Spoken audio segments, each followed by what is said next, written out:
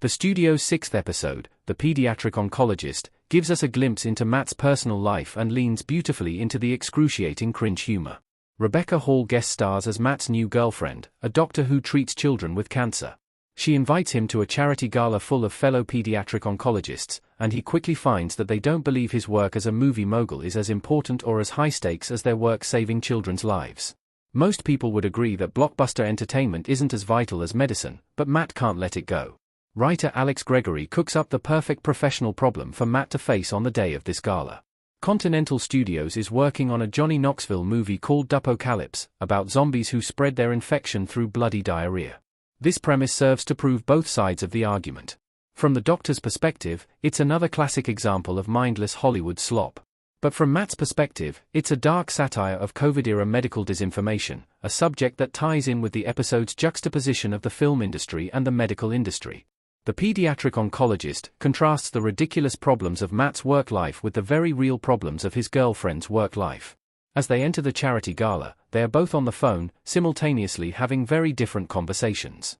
Matt is speaking to Maya, talking about whether to cut a close-up of diarrhea splattering Josh Hutcherson's face from the Dupocalypse trailer, while his girlfriend is talking to the parents of a young cancer patient, discussing various options for their child's treatment. This scene perfectly sums up the point that the episode is making: Matt's job is trivial compared to that of an oncologist. Seth Rogen is doing his best acting work ever in the studio. You really believe Matt thinks his work is as important as curing cancer? Seth Rogen's turn as an embattled studio head might be the best acting work he's ever done, and The Pediatric Oncologist continues to exemplify that.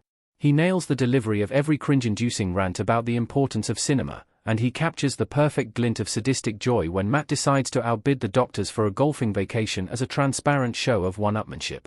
The ideological tug-of-war between entertaining movies and life-saving medicine isn't just a joke. Rogen's commitment to the bit convinces you that Matt genuinely believes that what he does is as important as what they do. Once again, it's disappointing the rest of the main cast often gets sidelined.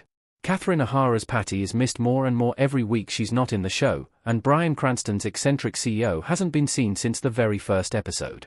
Quinn, Sal, and Maya all appear very briefly here before the episode shifts its focus to the gala. The studio has a great ensemble cast, but it rarely utilizes their on-screen chemistry. Still, Rogen does a terrific job in the spotlight this week. The studio episode 6 has an interesting discussion at its core. Sure, movies aren't as important as medicine, but they still have an important function. It's framed through Curb Your Enthusiasm-style cringe comedy, but there's an interesting discussion at the heart of The Pediatric Oncologist. Obviously, producing a movie about pooping zombies isn't as important as treating a child with cancer.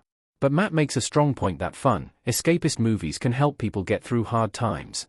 And despite the dismissive attitude of the doctors at his table, he's right that all movies are technically art. The Emoji Movie is as much a work of art as The Godfather. But the vehicle for this discussion is hilarious dialogue pitting Matt against everyone else in the room. As with almost all the previous episodes, the studio's sixth installment builds to a great punchline. After spending the whole episode downplaying the need for doctors and medicine, Matt suddenly finds himself in desperate need of both when he falls over and breaks his finger. The image of Matt being rolled through a parade of tuxedo-clad doctors by a pair of paramedics is both the perfect visual punchline for the episode and the perfect final insult in Matt's losing battle of wits against the pediatric oncology community.